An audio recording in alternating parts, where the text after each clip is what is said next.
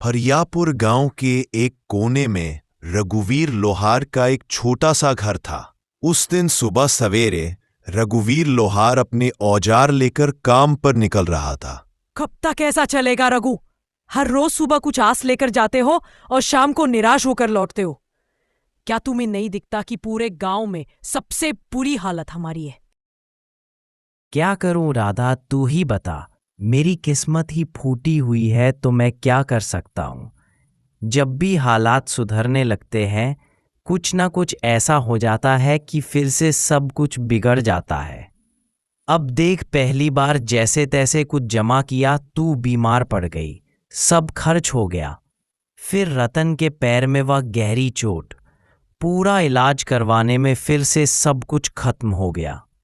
तभी 10 साल का रतन दौड़ा हुआ आया और उसकी मासूम आंखों में भूख थी, पर मन में कुछ कहने की हिम्मत भी। पिताजी, मेरे मन में कई दिनों से अच्छा खाना खाने की इच्छा हो रही है। हमारे घर में दूसरों की तरह पकवान क्यों नहीं बनते? रघुवीर की आंखें नम हो गई। तू चिंता मत कर बेटा, हमारे दिन भी जरूर बदलेंगे। एक वक्त आएगा जब हम लोग दूसरों से भी अच्छे पकवान बनाएंगे, फिर तेरा जो दिल करेगा वही खाएंगे।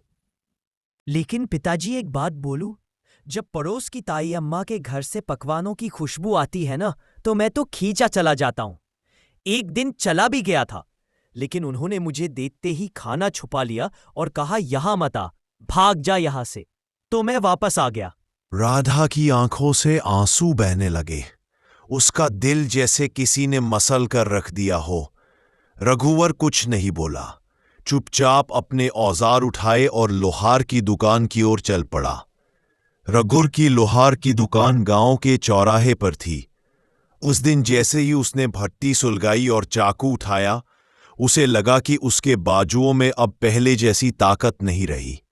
उसके हाथों की चोटें भी जैसे थक चुकी थी। तभी गांव का मुखिया दुकान पर आ पहुंचा। उसके चेहरे पर एक औपचारिक मुस्कान थी। रघुवीर, क्या हुआ? आज तुम्हारे हाथों में पहले जैसा जोर नहीं दिख रहा है, क्या बात है?